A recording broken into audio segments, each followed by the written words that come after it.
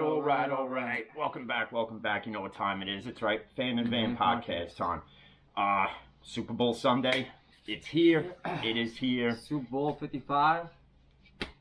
And 30 years ago, Super Bowl 25. And again, listen, Brady's not winning the seventh. He's not doing it. No, I'm alive. You know, and I was thinking about this earlier, how they're already calling Mahomes the baby goat, right? They call Mahomes the baby goat. And Ryan Clark came out the other day and he said, you know, if Mahomes wins this one, then he's in the discussion of greatest of all time already at the age of 25. 25, okay. And pretty much he's saying you have to put him up there even past Breeze and Aaron Rodgers. And I don't disagree. Neither do I. I don't disagree with it, because think of all the times Breeze and Aaron Rodgers could have been there and they choked in the big spot. Moment, yep. And you could say the same thing even about Ben. You know, with the Killer Bees, with Brown and Bell, and they should have won at least 2 or 3 with them. You know, there was unforeseen issues there, and that's just what happened. You know, horrible calls, whatever it is. You can't go back in time. And you can't go back in time. But the thing is, that's not what well, obviously today it is Super Bowl 55, and you have Brady, and you have Baby Goat. Let me say something though. I believe, let's see, Brady's first 3 years compared to Patrick's first 3 years. Let's see, regular season MVP, 50 touchdown passes, 5,000 yards. Second year Super Bowl MVP. This year he's gonna be a Super Bowl MVP. And also too, don't forget what Tyreek Hill did in Week 12. In just one quarter 20 alone. yards, what, 2 touchdowns? And if you don't think Arians watched that tape to see how they could shut down Tyreek Hill, you could shut him down, but then you got to worry about every other weapon he has. If you're going to double team Tyreek Hill, that's Lee Hardman wide open every time. Yep, Sammy Watson got to catch those punches too, man. You can't drop those hip. No, that was Hardman who botched. Who's been botching them. So now, the other issue that comes into play with everything here, and it's not about the Super Bowl, it's about last night. We watched it, knowing all the results before they aired it. I love the fact that Steve Harvey just shit all over New England. That's hilarious. I loved every part of it. That was so funny. Here's again where the supposed knowledgeable fans want to okay, ready? So they announced that Aaron Donald won the Defensive Player of the Year. So with 13.5 sacks. So J.J. Watt came out, and he said even though Aaron Donald is this beast of a player, unstoppable force, blah, blah, blah, whatever he said, complimentary of everything. Very respectful. Okay. But then he posted the stats. Yep. And every stat, TJ had him beat except forced fumbles. Forced fumbles. Where Donald had like 4 to TJ's 2. Okay. What would he do? All right. Yeah, exactly. A lot of these voters voted Aaron Donald on the fact that he's double-teamed constantly. Okay, so let's go to weeks 1 through 17. And I could count on everybody who's watching, listening. Also, T.J. Watt played 1 less game. Exactly. And if you go back to week 1 all the way to every game that T.J. Watt has played, on my hands alone, I could count in 1 quarter how many times he was held, choked, held again, choked, held again, choked. Okay? And the interesting stat is that if he wasn't held or choked at any of those games, no, he would not have beat Strahan's record. They're saying statistical wise, he would have not only beat it, he would have decimated it. He would have had, and this is just the hypothetical of what it would have been. I'm not saying he would have achieved this number. If he did, it would have been one amazing stat, 34 sacks in a season. Because think of how many times he's gotten past offensive linemen, and then he has to be choked, tripped, punched in the dick, whatever it is. All right. So whoever does this voting, and I know Charlie Casserly was one, and he came out and he said, "Well, I voted Donald because he gets double teamed." So does Khalil Mack. So does Khalil Mack. So does Myles Garrett. So anybody who gets double teamed, including these voters' wives, they should win Defensive Player of the Year because they're getting double teamed? No. TJ supposed to win that hands down. Well, not only that, it's the second year in a row he got snubbed. I'm sorry, Stephon Gilmore last year shouldn't have won it. I don't care. How many interceptions he had? But it doesn't matter about the interceptions. if he was that lockdown cornerback that everybody proclaims him to be, he gave up how many touchdowns? He gave up at least 3 to 4 that season, last year, right? Mm-hmm. How many did Steven Nelson give up? A big fat 0. And that's why I was the proponent of Steven Nelson winning it last year. If you wanted to base it on cornerback, Steven Nelson was the better of the two.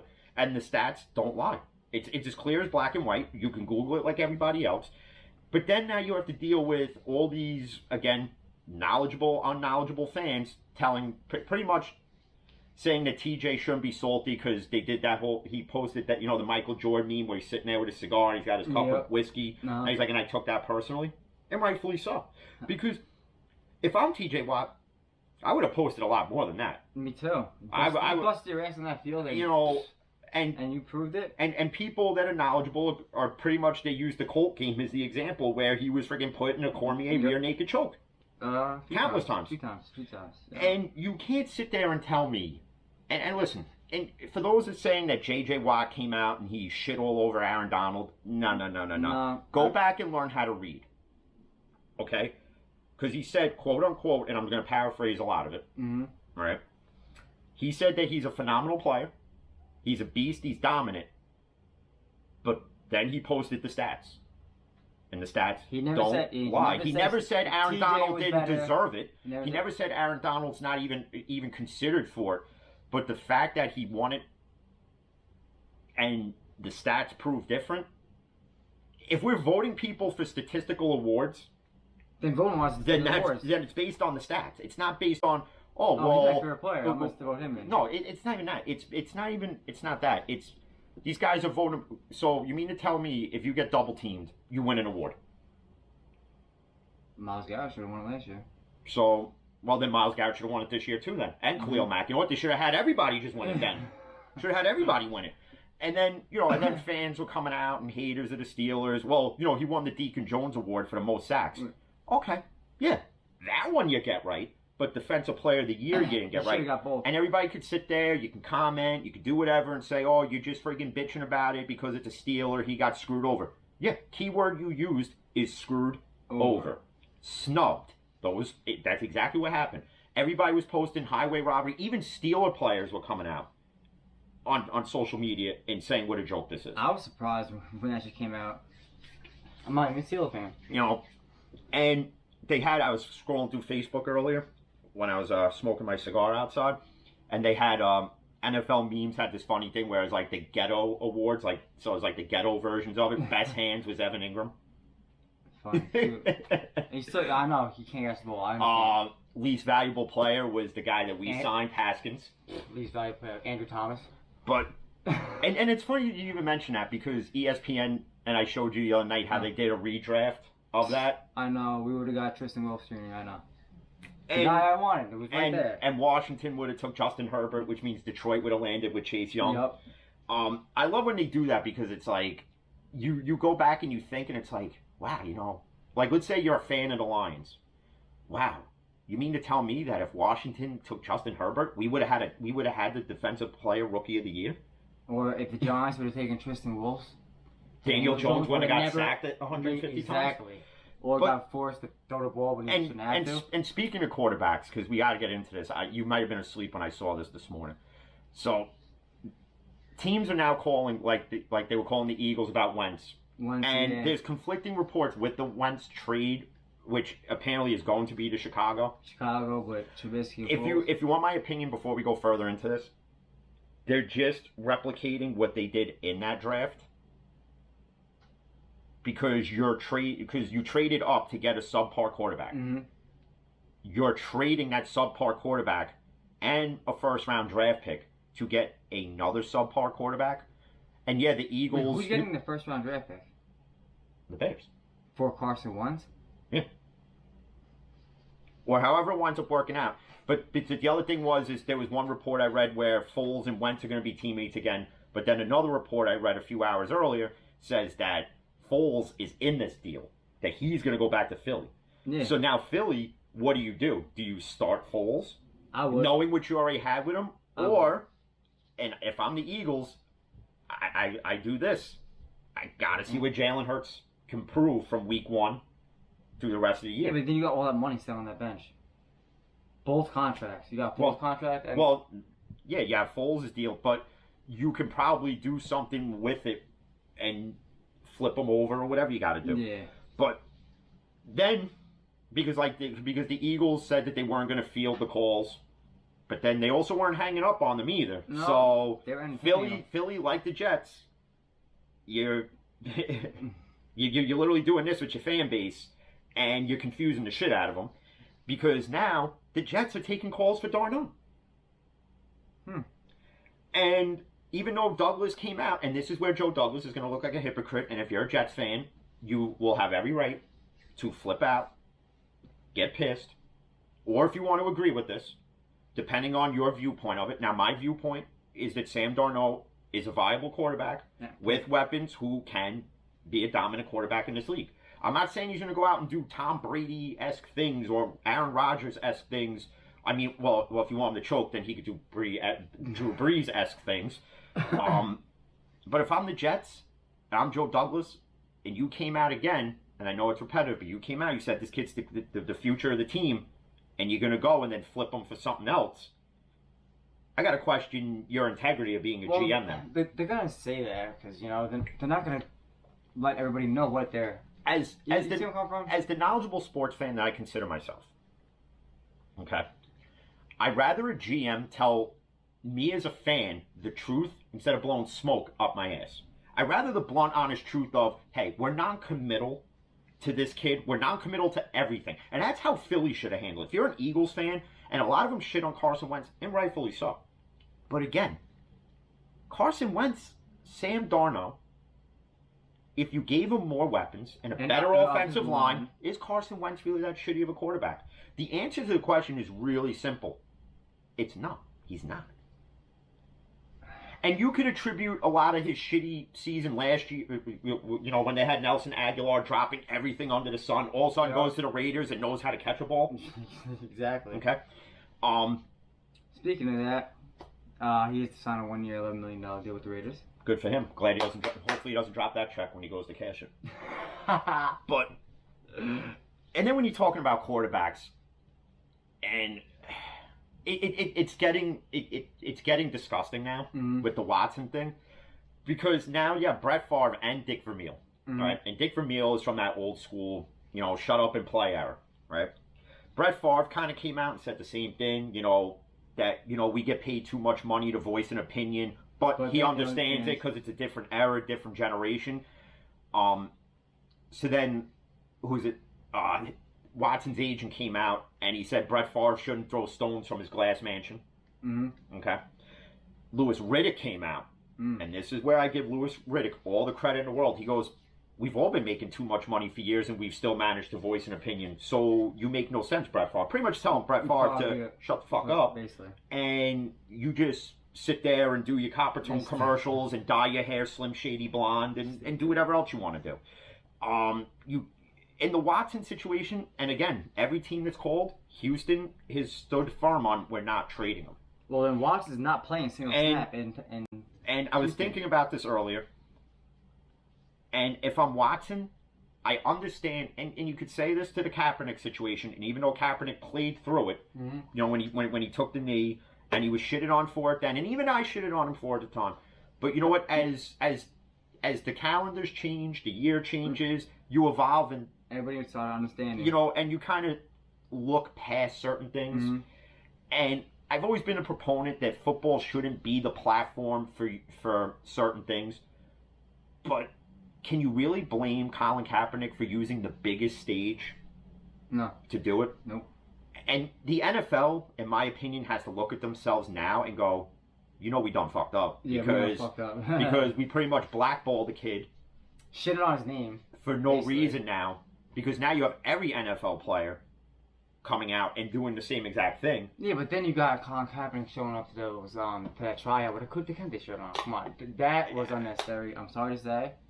But in the Watson situation, though, I understand he wants to take a stand and he says that he won't play a single down. He's gonna hurt himself, I believe, in the end. But the thing is, he's gonna hurt himself financially. I don't think he hurts himself from the player standpoint. Do I think other players within the Texans organization stand by his decision. I believe they do. Whether you're black, white, Asian, I don't give a shit. I stand by it. Mm-hmm. If I was a teammate of Deshaun Watson, I'd be like, do what you got to do. You know, and what's I'm the with you. contract? Is there a no trade clause or not? Watson has a no trade clause, And it's a 4-year deal. and it's a 4-year, like 160, with more than half of it being guaranteed. So he's already got his guaranteed money. Yeah. Okay. So So if he doesn't play, he loses 16 to 17 game checks. Yeah. Okay. All right, pretty much like the Le'Veon situation. So he's gonna pull a Le'Veon Bell. Let's just call it what it is. And there's 3 years left on his contract. 2 years left on his contract. 3 years. Yeah. So, like in the Le'Veon situation, that was more for selfish reasons. In Watson's, it's more of a I was promised this. it's you were promised this. I'm the It's more of a franchise, yup. political, racial type thing now, which is a slippery slope in the NFL, considering the fact how they handled the Kaepernick situation to how they had to kind of do a 360, and now they're kind of more involved with social justice reform and all that stuff. And by the way, if you watch the NFL honors thing like we did last night, and if you listen to Russell Wilson speak when he won the Walter Payton Man of the Year award, it said volumes. And if it didn't hit home with you, then you're just a closed-minded individual who doesn't That means you see watched the it. world in different colors other than just black and white. You don't see the shades of gray. You don't see green, but you don't see any of that. Mm-hmm. You just see it as, well, you're black, I'm white. This is what it's been since America's inception. And for those who think that racism is really ever going to end, It's really not going to. you could fight it all you want. And it starts with you as the individual. And that's why I'm saying it's a never-ending battle, but it's one you can't stop fighting. Well, the way I see it, man, is it's like you get shot, I get shot. Guess what? We bleed the same way. Why? 'Cause our skin is different. It doesn't matter to me. To me, it doesn't. You know, like when Kaepernick took the knee, people didn't realize what it was really about, yeah. and people took it, and even the former Cheeto president took it as, well, you're disrespecting the flag. You're disrespecting the military. You're disrespecting this. That's not. If you look beyond that, that's not what this was ever about. No. To Colin Kaepernick, it was about inequality, and people shit on Colin Kaepernick because they're like, well, you're this guy who lives in this $10 million mansion with your white parents or whatever it was, and you're acting like you're oppressed, like you don't have nothing. But if you don't understand where Kaepernick was coming from, because Eric Reed did, a lot of the NFL players did, especially, again, whether you were black, white, whatever it is. Mm-hmm. But 4 or 5 years ago, it was looked at different to what it is now. So a lot of people who were against what Kaepernick did slowly had to do that walk of shame, and all of a sudden they go, wow, this kid saw what we're finally realizing. So I, for one, and I'm one that I wasn't agreeable upon it because I'm like, listen, football's football. In the beginning, I really didn't understand it. You want to do this, that's fine. Whatever. And maybe I was blinded by it, but as you get older, you kind of open up your eyes to more things. So I understand it. And if you want to use football, listen, LeBron James does it too. He uses basketball as a platform, and he doesn't get shit on for it. Because he's LeBron James. That's why. Okay, so if you're gonna shit on one, then in essence you should shit on the other. But and that's case in point too that I read the other day, where why is Brady not getting vilified for Super Bowl losses as opposed to LeBron James?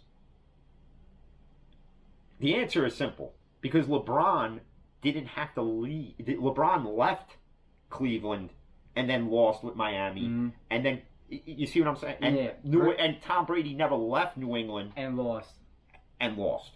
Well, lost to a backup as well. Nick Foles. Hey, listen, bottom line is this. The Eagles were a better team that game. Yep. But when it comes to the Watson situation, and Ryan Clark, I think it was Ryan Clark who said it. He goes, because this ties in with Wentz, he goes, how are you going to sit there if you're Brett Favre and Dick Vermeil and say this about Watson, but then you're going to say that Wentz got dealt a bad hand by getting benched? And then, you see what I'm saying? Well, my person, he should have been benched way earlier than that season. And this is how I look at it with Wentz. And even though it's two different situations entirely, right? As far as I'm concerned, Wentz played his way out of the starting job, and he played his way out of Philly. Basically how it went. Okay. For Favre to say something about one thing and then be hypocritical and say something about another quarterback, and Dick Vermeil, I'm sorry you're old, just shut the fuck up. Sorry, just shut up. Nobody wants to hear it. This isn't the 50s, this isn't the 60s, this ain't 70s. All right, we're in 2021. The world has changed. The world's evolved since then. Get used to it, because this is what the world is now. It simply is. But if I'm Deshaun Watson, to me, Watson has handled the situation the way he should. He should, yeah, no. He requested a trade. He hasn't. He didn't bash the organization. He hasn't come out and bashed Houston yet. If he really wants out, that's the next step. Either that or his teammates have to come out and start being vocal. Mm-hmm. And one teammate in particular that I think will be vocal is the one who may not be a Texan much longer, and that's J.J. Watt. Yep. So, and even with the Rams, if you look at the Rams line situation, right? If you ask me personally, Detroit won't cut that. Detroit wins the trade because they get younger at quarterback. You got draft picks. You in essence fleeced the Rams. The Rams get older at quarterback, even though Stafford's more established as far as years within the league and a better arm. But the Rams, I'm sorry, you're not winning. You had a better chance winning with Goff than you did or will winning with Matthew Stafford. DeAndre Swift came out and said, the Rams are getting a warrior within Matthew Stafford. You could say that because he'll play through certain injuries. But if you ask me, the Rams just took 3 steps back. But this is the way the league is now. Like, two people can't get along, and now it's... I still want to know what the hell that's about. Well, it's going to come out. Well, bottom line, I think it was just the fact that Goff's play it kind of digressed a little bit. And didn't meet up to the money. But you know what, though? That doesn't fall just on the player. That falls on the organization. Yep. That falls on your head coach. So if you see a quarterback making questionable throws, you as the offensive coordinator, the quarterback coach, the head coach, you got to go to that quarterback and say, listen. The hell's that about? Listen, and sit there with your little Microsoft tablet and go, listen, you had this guy open. And I get in the heat of the moment, you don't see the open field the way other quarterbacks can. And that's something that could be taught. Some just learn it naturally. Some just have the ability to do it. For a kid like Jared Goff now, the sky's the limit in Detroit. Because if you don't think now that... See, Detroit is going to do what Cleveland did. They're going to build. They're going to build through the draft. They'll go and spend money in free agency. And they're going to get what they need. Now, am I saying Detroit wins the Super Bowl next year or in the next 2-3 years? No. But you just made Detroit a playoff team. Yep. In my opinion, the third hardest conference to get in the playoffs. Considering the fact you got to play the Bears twice, you got to play the Packers twice, you got to play the Vikings twice. Yeah. I mean, let's call it, and especially with Aaron Rodgers being there, according to Matt LaFleur, it's going to be for a long time. So Jordan Love better get used to sitting the bench and pulling splinters out of his ass. I don't know why he traded up for that quarterback. That was stupid. He should have got himself a weapon. But whatever. Aaron Rodgers makes his own weapons. Well, not only that, in all these mock drafts you see in the first round, they're getting it.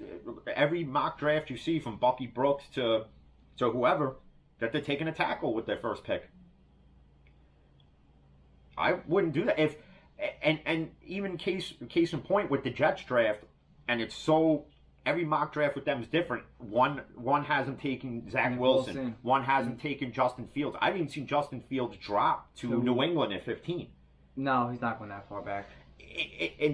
When you look at the draft, okay, and we're going to do our mock drafts after the Super Bowl and go over all the picks, and we're going to do one where I think everyone's going to fall.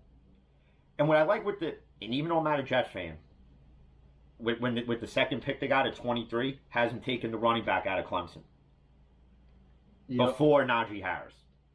Because to me, again, Najee Harris does not fall to Pittsburgh. And the fact that now Pittsburgh's even asking about Kyle Trask, I don't even think Kyle Trask falls to Pittsburgh. I don't think he does. If you ask me, okay, so Trevor Lawrence goes first, right? Yep. Okay. Second pick, let's say the Jets don't go quarterback and Joe Douglas is all in. So they take Penei Sewell. Okay. And if they don't take Penei Sewell or take Devonta Smith, they're stupid. Okay. Because if you don't take either one of them there, and if you don't take either one of them and you're going to go with the quarterback situation, that tells me you already have Darnold traded. Basically, yeah.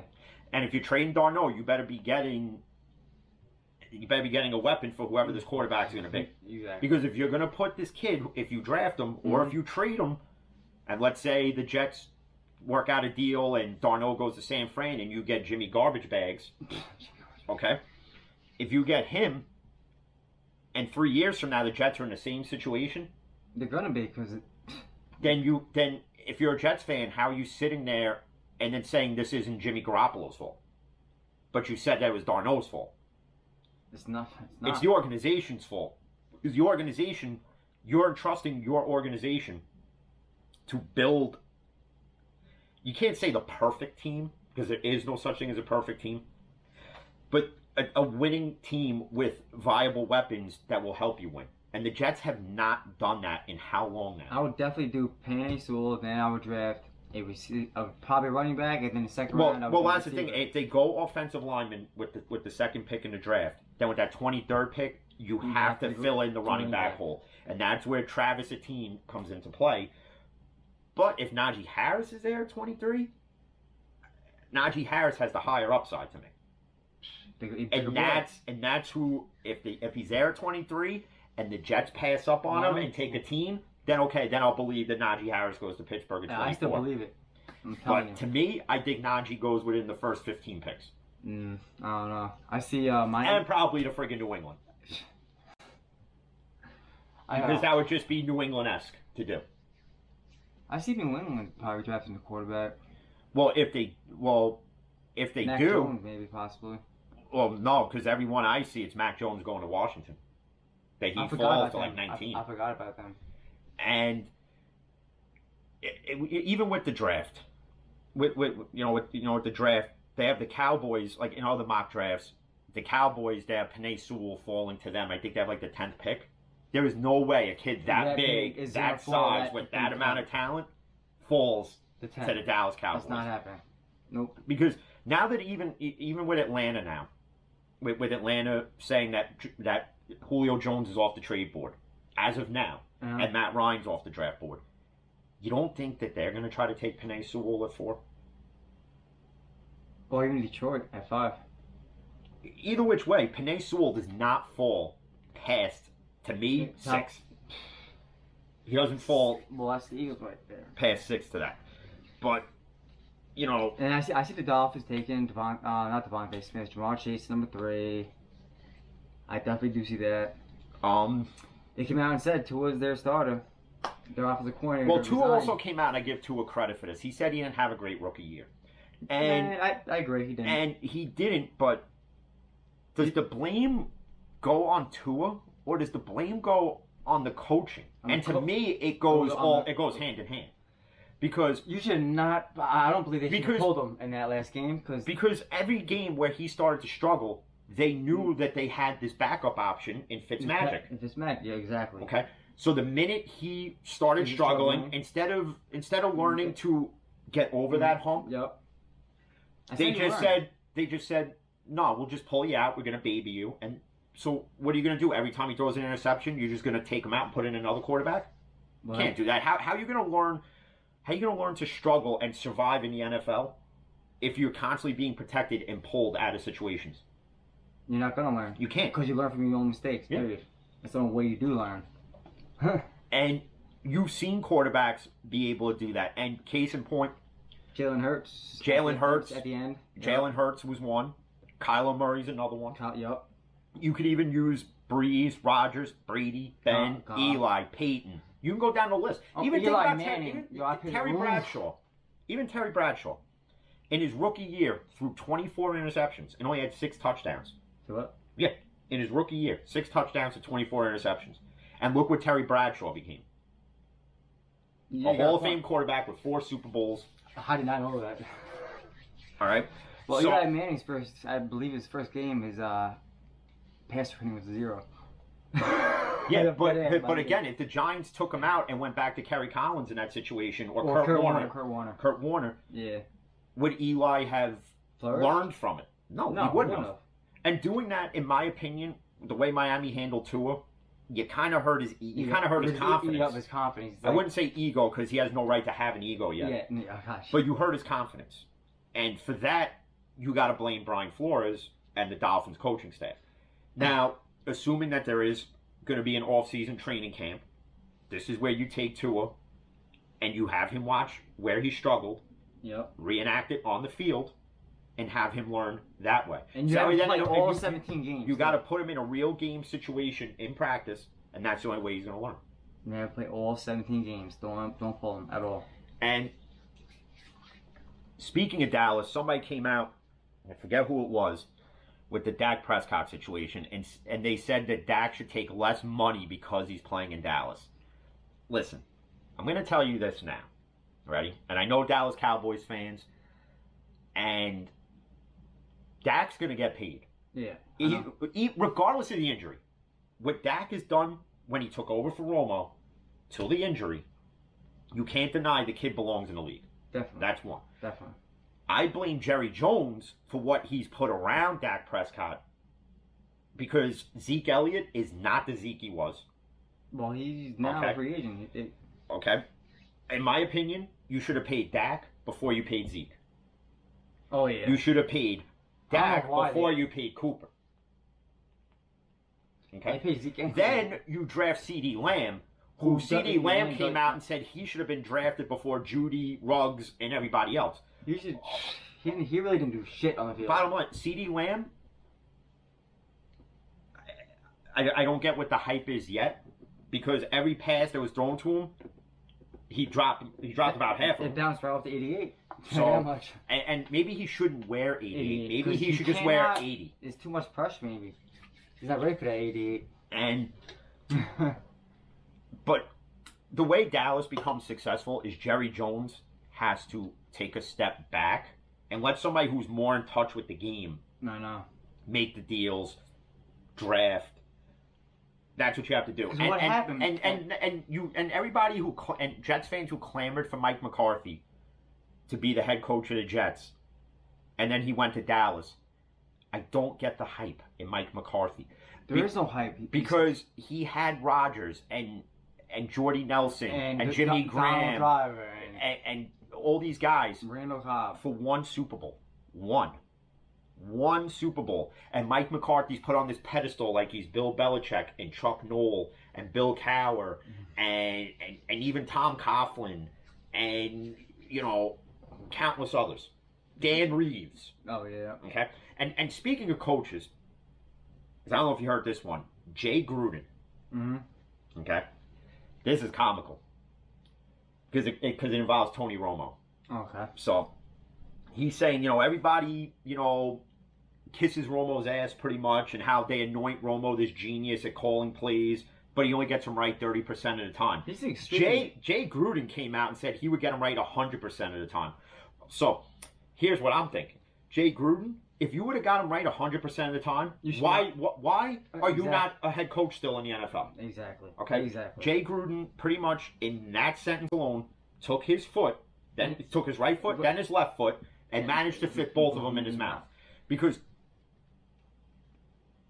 Tony Romo, in my opinion, is a better announcer than half these announcers out there. I completely agree with that. Dude. Okay? Completely agree. He's a lot better than Jonathan Vilma on Fox. I love listening to him. He's a lot better than God knows how many. There's just way too many. Let's put it this way. Jonathan Vilma is better at broadcasting than Jason Witten. That's why Jason Witten came back. And that's why Jason Witten, regardless of that. But I get it's football Sunday, the last football Sunday of the year, but we got to get into baseball too. Yep. and the net debacle, which we'll discuss Okay, this okay, first. Yep. So just like the NBA, just like the NFL, Major League Baseball, NHL has COVID protocols. Yep. Players get tested before the game. Mm-hmm. So Friday night, Nets are playing the Raptors. Yeah. Yep. So Durant's not on the court. Everybody's questioning why. He was in contact tracing because he was in close contact with somebody who may or may not have had it. Now, we all remember the World Series, right? With Justin Turner. Mm-hmm. Okay. So the Nets decide that Durant can play halfway through the first quarter. So Durant comes out. He goes on. Yep. He goes on the court. He's playing. Now, here comes the middle of the third quarter. They pull him. Right? Before they pull him, he gets called for this BS call, which the officials, it winds up getting challenged, gets overturned. Then this medical trainer comes out, pulls Durant, to find out that they let Durant play with an inconclusive test result. So it wasn't negative. It was inconclusive. It was inconclusive.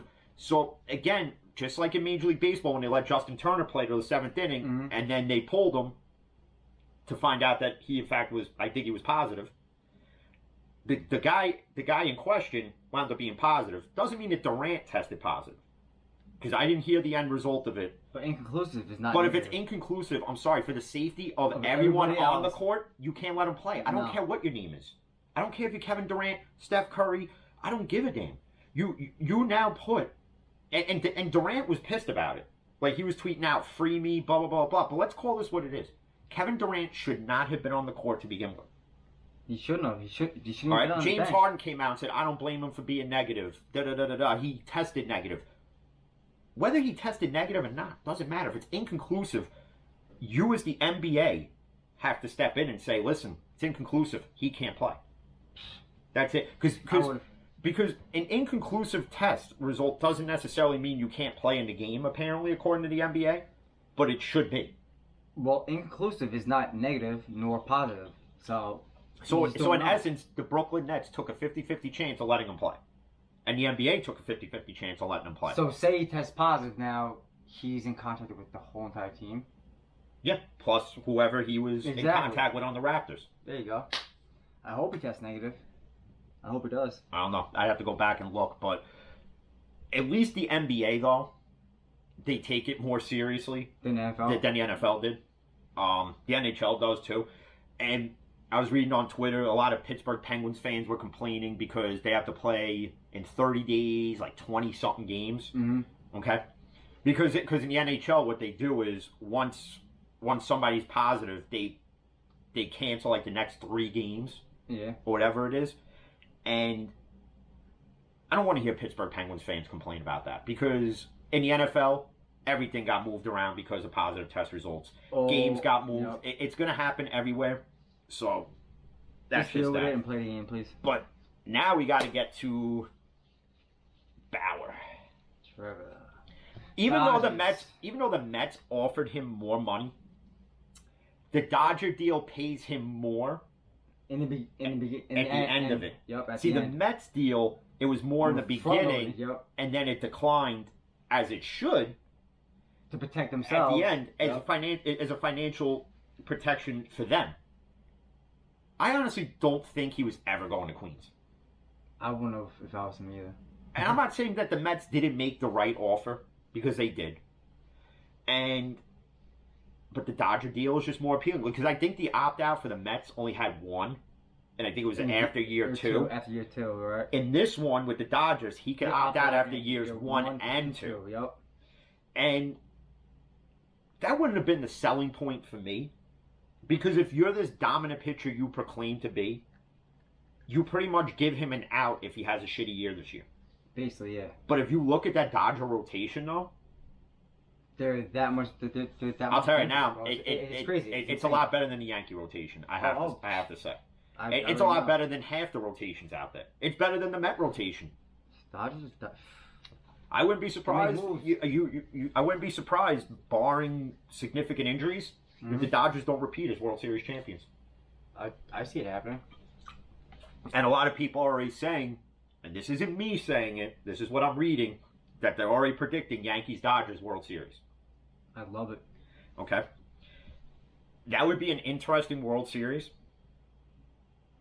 I'll be biting all my fucking nails though. But see, if it's Yankees Dodgers, to me the Yankees win it, but it goes 7. But no game is a blowout. No. No game is a come blowout. down to 1, 2. And you're gonna have interesting pitching matchups. So you'd have Garrett Cole versus Clayton Kershaw in game 1. Mm-hmm. Or Cole versus Bauer game 1. However they decide to do the rotation.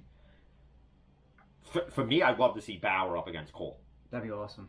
That would be that would just be that would be great. That would just be one amazing pitching matchup. That would be Kluber against Wade Buehler, and then it would be Jameson Taillon against Jose Urias, and then it would be Severino versus Grosling. But the Yankees would be the only one pitching-wise who can match up with the Dodgers rotation in the World Series, and bat for bat as well. Because they have decent bats in it, even though they lost Jock Peterson to the Cubs. Mookie Betts, dude. You got Mookie Betts. You have Cody Bellinger. Oh shit! I forgot about him. If I'm the Dodgers, you better go re-sign Justin Turner. Mm-hmm. You better go, because if not, the Yankees better go look at him. I'm telling you, because all I'm saying is the Yankees better not be done yet. No, even if they re-sign Brett Gardner. They didn't make the moves they made just to go trade for Taillon and sign Corey Kluber. Mm-hmm. Whether you like the Yankees, you hate the Yankees, or you're about the Yankees, okay? Let me explain this. Even though Hal Steinbrenner, and we've said it numerous times, will only spend a certain amount, Brian Cashman will get Steinbrenner to open the checkbook. If Hal wants this Yankees team to be the Yankees team it was when his father ran this bitch, okay, he's going to have to make similar moves, in my opinion, but not give up the world to make the moves. I hear you. Okay? Because, let's call it as, George Steinbrenner was giving up the world to get, like, Roger Clemens and Knobloch and David Justice. Yep, David and Justice. George Steinbrenner had to have been spinning in his grave now to realize he should have never traded for David Justice. Because David Justice was, when we got him, the former shell of himself that he was in Atlanta. And even so when he wound up going to the Athletics. In case in point again, that the Yankees were paying him $4.5 million to play against the Yankees. Because he was getting like $8 million or whatever, $9 million. And we took half of it, right? And we were paying him half because Oakland can't afford to pay anybody. Case in point, that's why they just traded Chris Davis. Mm-hmm. And like this 5-player deal, and they get... I heard this 5-player deal. I heard about that. And then they get Elvis Andrus at shortstop. Oakland gets him, probably because he's older and you don't have to pay him much. And not only that, the Texas Rangers are sending the Athletics money. There's cash involved, because that's the way Billy Beane always makes his deals. There's always a cash thing involved. There's always cash, because the Oakland Athletics manager, he ain't got no money to really spend, and that's why you've never seen a really big name free agent ever really go there, because they don't have the money to spend. But Oakland does one thing right that a lot of other teams don't. They build within the minor league system. Mm-hmm. Okay. Like, look at Marcus Semien, I think wound up going... Marcus Semien, I think he went to Toronto on like a 1-year, $18 million deal. He's pretty good. And he was good. a decent bat and a shortstop for Oakland. So Oakland, in essence, is the minor league facility for every major league team. Yeah. Let's just call it what it is. Mm-hmm. Because Oakland builds them up, gets their value up, and then they trade them, and they get draft picks, and they get other teams' prospect, and a boatload of cash in return. Where that cash is going, obviously it's not going back into team investments, because... it's probably going in the owner's pocket, probably going to get rubber tugs somewhere. But that's gone. It is what it is on that note. But, you know, and not to downplay, like, to certain teams, but this year in baseball, and it's starting on time, as well it should, because the players union, like I told you, was going to reject the proposal of 154 games. So it's 162? So it's going to be 162. Okay. But pitchers and catchers report, instead of like the 16th or the 15th, it's the 17th or the 18th now of February. Okay. So that part is a little bit, it's a day or two later, but the season's still starting on time. And 10th innings is still at second base BS? Yeah. I guess so. Yeah, which, again, no, I don't like it. If you're a fan of it. How can you be? I know pitchers aren't, because I'm not a fan of it. How could it starting man in scoring positions is not whatever. That's almost like when we used to play wiffle ball, and you had an uneven amount of teams, so you had like an automatic hitter for both You have teams. an automatic pitcher either or. Yep. Like, because we used to do that all the time, Me too. and Yep, I me too. I was always the automatic pitcher somehow, I was always automatic batter. and I couldn't stand it. Although I used to throw one nasty freaking curveball though. I probably still could if you give me a wiffle ball now. I could probably still throw it. I haven't thrown baseball in a while, man. I don't know if my shoulder can handle it. Nah, I definitely at 39. I I gotta heat it up I a would bit. throw it out. But as far as baseball this year, the Yankees have improved the pitching staff as much as haters want to say they didn't, because they did. They did. They did. And the Mets vastly improved. Oh yeah. I do have to say that. I mean, as far as getting the Wilpons out of there, which was a necessity, the Wilpons had to do it. But the way that whole situation went, as far as Cohen was buying the team, then no, because A-Rod came out and he was like, whatever. Yeah, I know. Okay.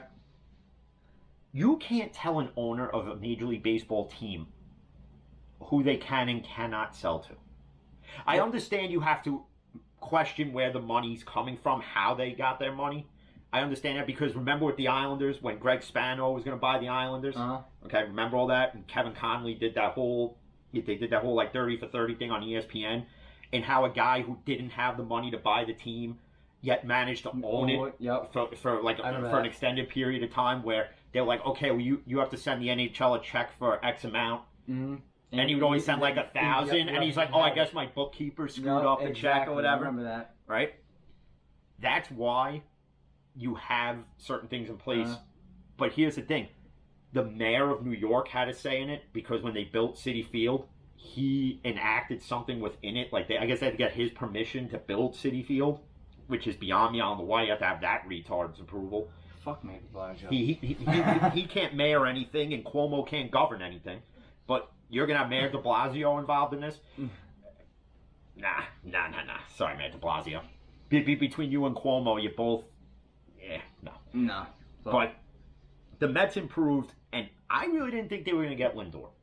Yeah, but the way they got it, giving up both those shortstops... And again, and we've said it before, you didn't have to give up both. See, for me, and I wish Jay was watching right now, because I would love to get his take on it, is... which shortstop, if you're a Mets fan, would you have given up? Rosario, who was kind of already established, or would you have taken the gamble and have kept Jimenez? I would have kept. See, me, I would have kept Jimenez probably.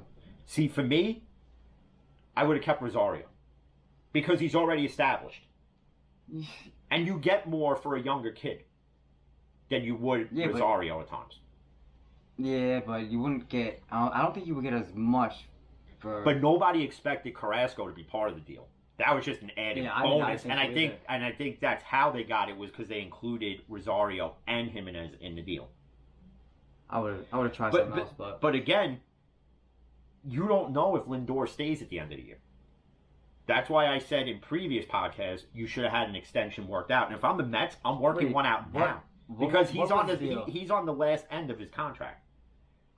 Oh, so the Mets is... It's a rental. Oh, in essence, right now, he's a rental player that you gave up 2 shortstops and minor league pitchers. Oh, they got to come up with something real quick. So, and that's why I said previously that you needed to have a deal, an extension in place, because now, and if you're a Met fan, not a Met fan, you could say, well, what if he doesn't live up to the expectations that he had in Cleveland?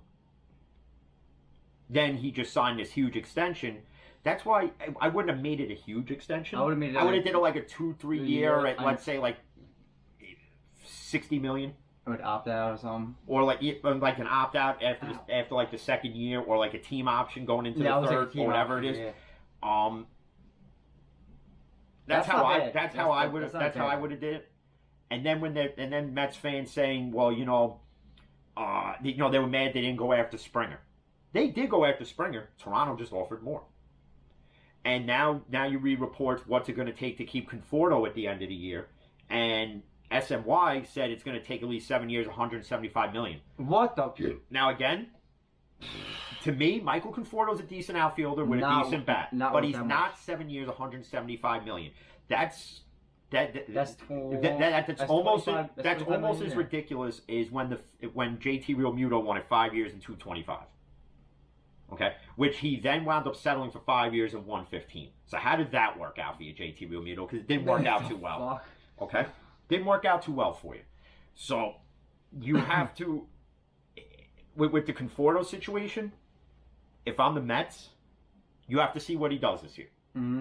If he has a down year, you hold the cards. Be like, listen, if you want to be a Met, it's going to be 4 years and let's say 60, 70 million. Opt out after the second year. 15, 60 million. Because as you see now, more of these short-term, bigger money contracts, and I've told people for years this is what every league would become. That it would be shorter years and bigger money. Yeah. To protect the team and the player at some point of it, you're going to see all these deals have opt-outs. Yep, either team or player out, yep. And in like the Bauer situation, I would have made the first opt-out a player opt-out. I would have made the second one a team opt-out. Yeah. Okay? Because even if Bauer has a shitty first 2 years in LA, right? You're giving him the cards to stay and just take money from you. Mm-hmm. Now there was team opt-out. If it was a team opt-out, bottom line is this. All right, you suck. Goodbye, see you later, and on to the next guy. Thank you. But he has... That's what I would have done. But again... They wanted him, so like... But again, I'm not a GM, but if I was the GM, that's the way I would have handled it. Hey, somebody give me some money. I'll buy a team. I'll shape him up real quick. You know, but it's definitely going to be an interesting baseball season from the standpoint of, will there be fans at some point? Will there not be fans? If there are... Even though the Mets improved with Lindor, are they still going to be the same old Mets, or are they going to be, or are they going to be a competitor and be a viable threat in the NL East? You know, does Tampa take a step back now that they traded Blake Snell to San Diego? Which, by the way, San Diego now is the newest threat in the NL West. I don't care what anybody says. If you look at that rotation from Snell to Darvish to everybody, and then you have Tatis and Manny Machado, they're going to give the Dodgers a run for their money in the NL West. At least for the next 5-6 years. They do it. I still see the Dodgers pulling it out. Well, the Dodgers will win the NL West. I'm just saying. But the Padres are going to be right there, and they'll be in the playoffs, or at least in the next 5-6 years. They're only going to get better because San Diego now has finally decided after all these years, let's spend money now. And let's make these moves we got to make now. Especially with that new stadium that they have and everything else. To have a new stadium and keep putting out a shitty product the way San Diego has, they finally realized, no. You got to... So they made the deal with Chicago. They made the deal with Tampa. And they're only going to get better. I also heard Mr. Edelman might reunite with the... Don't. If I'm Tampa, I want no part of it. Hey. If I'm the Buccaneers, why do you want to let a young wide receiver go to get an older wide receiver? Especially one who's coming off an injury. Because Brady said so. Brady runs that team. How about this? Why doesn't Tampa and New England just merge and be the Tampa, How many England? do you need? Honestly. Friggin', you know what? Why don't we just rename them the friggin' Tampa, England, friggin' Bucca Patriots? Patriots. Okay? The Patriots. Because you don't... You have a decent wide receiver core there now with Evans, Godwin, Scotty Miller, Cameron Brate, O.J. Howard's back next year. You're going to have Gronk. Antonio Brown. Ugh. But still. You don't need Edelman. They don't need him, but... Like, what are they trying to create, like an all-Madden team down there? I think so. I don't know. But enough with it. What Brady said, whatever Brady says goes in there. Yeah, but then one of those wide receivers is going to be the odd man out. It's going to be Chris Godwin. He's a free agent. I wouldn't do it. I wouldn't have done it either, but shit. Brady tells Bruce Arians, I'm doing this. I wouldn't do it. I would keep Godwin. Godwin's the better of the two. I don't care what Edelman's done in the past. It's what you're doing for me now. That's the way I look at sports. It's what you're doing for me now, not what you did for me 10 years ago. You gotta think. And if I'm Tom Brady's got to think like that. Listen, yeah, we had a great thing in New England, but guess what? That's ended. Yeah, but the chemistry, I think. But they haven't played together in a year. So what chemistry is there? Probably the same chemistry it was 2 years ago. Listen, You if know what I I'm mean? Tampa, why fix it if it ain't broken? Well- It worked this year with if- Gronk, Brown, We'll see. and everybody else. So keep it. When they lose this Super Bowl, they might pull the trigger. I don't know, because I believe he's only owed $4 million from New England. I don't give a shit what he's owed. He shouldn't go to Tampa. If he really wants to revive his career, All three of them can stay in Judas' house. Yeah. Just picture that, all manscaping each other. Yeah, that I shit. see it happening. I'm like in front. If I'm Edelman, and being since you brought it up, if I'm Edelman, I go to a team like the Panthers, Then, yep.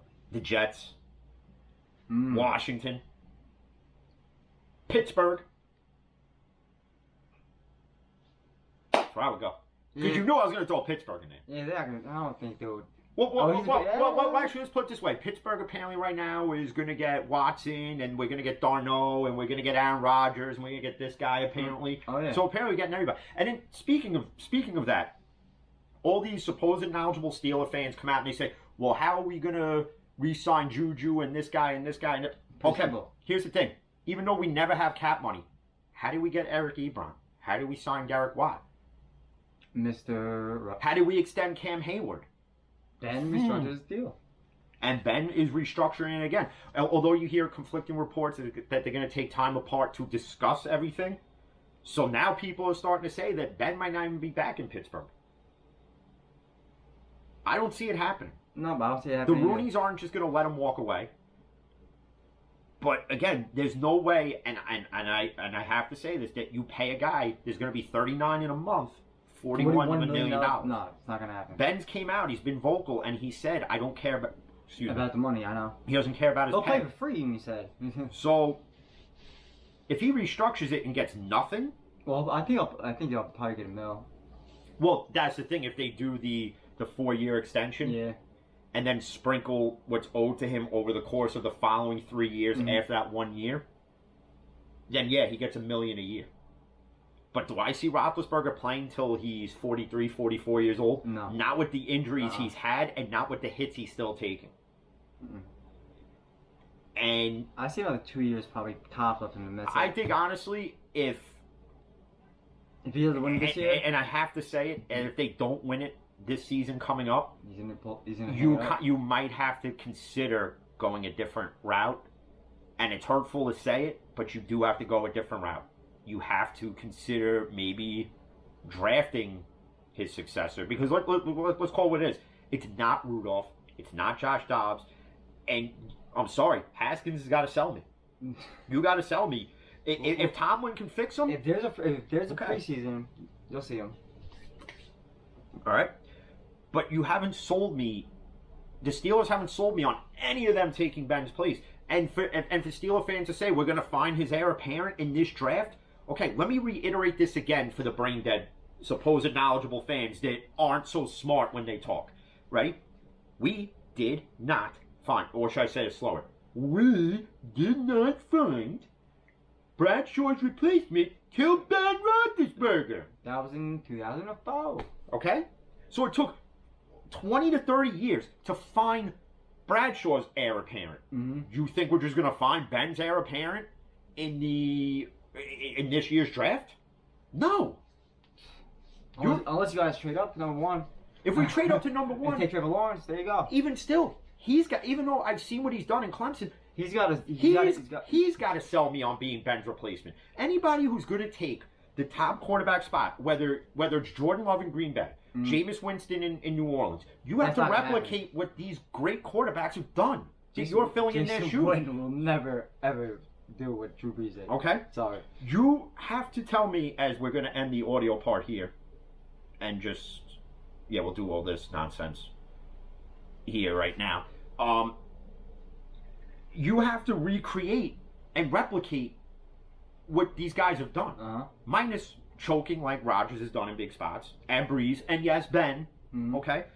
But you have to replicate that and be better. And then some. And Yep. then some. So if you're going to take Ben's spot, you in essence have to win 3 Super Bowls. 3 Super Bowls, and dominate the stats of which he had. And dominate the AFC North. Yeah.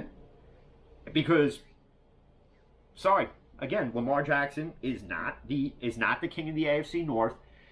And speaking of that, with the Watson thing, where, like all the rumors of who would trade for him, the Browns were involved in it.